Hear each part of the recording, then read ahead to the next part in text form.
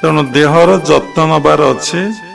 ଦେହର ଯତ୍ନ ଉପଭୋଗ ପାଇଁ ନୁହେଁ, ଦେହର ଯତ୍ନ ଆମକୁ ଏ ଜୀବନର ଲକ୍ଷ୍ୟ ନିର୍ଣ୍ଣୟ କରିବାକୁ ପଡ଼ିବ।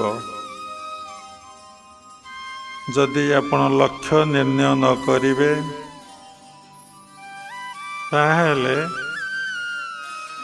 ଆପଣ ସାଧନାରେ ଅଗ୍ରସର ହେଇପାରିବେ ନାହିଁ। ସବୁ କାମରେ ଆମେ ଆଗ ଲକ୍ଷ୍ୟ ନିର୍ଣ୍ଣୟ କରୁ, ତାପରେ ଆମେ ସାଧନା କରୁ। ତେଣୁ ଲକ୍ଷ୍ୟ ନିର୍ଣ୍ଣୟଟା ମେନ୍। କ'ଣ ଲକ୍ଷ୍ୟ ନିର୍ଣ୍ଣୟ କରିବା? ମୁଁ ଯୋଉଠୁ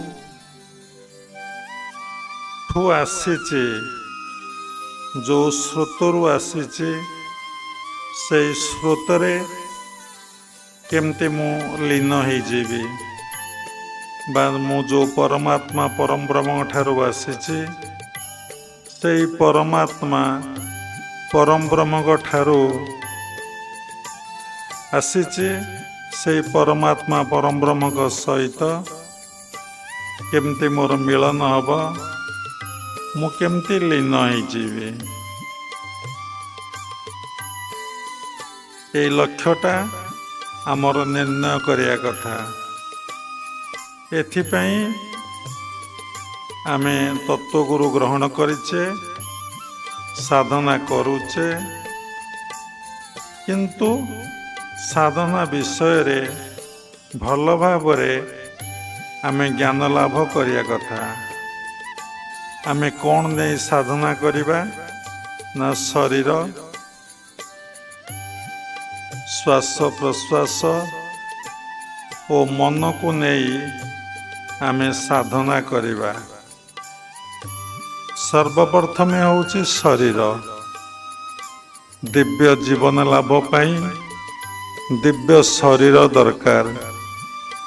ଯଦି ଦିବ୍ୟ ଶରୀର ନାହିଁ, ଦେହ ଅସୁସ୍ଥ ଅଛି, ବିଭିନ୍ନ ରୋଗରେ ଆପଣ ପୀଡ଼ିତ ଅଛନ୍ତି, ବିଭିନ୍ନ ରୋଗରେ ଆପଣ ଆକ୍ରାନ୍ତ ହେଇଛନ୍ତି, ଆପଣଙ୍କର ସାଧନା, ଜପ, ଧ୍ୟାନ, ସତ୍ସଙ୍ଗ କେବେ ଆପଣଙ୍କର ଠିକ୍ ହେଇପାରିବ ନାହିଁ। କାରଣ ଆପଣ ଦେହ ତ ଅସୁସ୍ଥ। ଦେହ ଅସୁସ୍ଥ ବ୍ୟକ୍ତିର ମନ କେବେ ସ୍ଥିର ହୁଏ ନାହିଁ, ମନ କେବେ ଈଶ୍ୱରାଭିମୁଖୀ ହେଇପାରିବ ନାହିଁ। ମନ ତାର ଦେହରେ ରହିଯିବ। ଯୋଉଠି ଏ ଶରୀର ଭିତରେ ଭଗବାନ ଅଛନ୍ତି, ସେଠିକି ମନ କେବେ ଯିବ ନାହିଁ। ତେଣୁ ଡିଭାଇନ୍ ଲାଇଫ୍, ଡିଭାଇନ୍ ବଡି, ଦିବ୍ୟ ଜୀବନ ଲାଭ ପାଇଁ ଦିବ୍ୟ ଶରୀରଟେ ଦରକାର। ଭାଗବତରେ ଲେଖା ଅଛି, ଏ ଦେହ ଥିଲେ ସର୍ବ ପାଇ, ଜଳେ ଯେସନେ ଚନ୍ଦ୍ର ଛାଇ।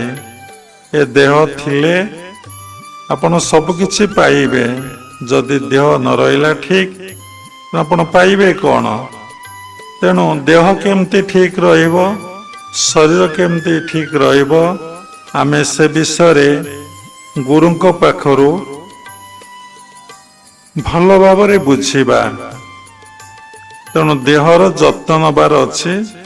ଦେହର ଯତ୍ନ ଉପଭୋଗ ପାଇଁ ନୁହେଁ, ଦେହର ଯତ୍ନ ସେଇ ପରମାତ୍ମା ପରମ ବ୍ରହ୍ମଙ୍କ ସହିତ ମିଳନ ହେବା ପାଇଁ।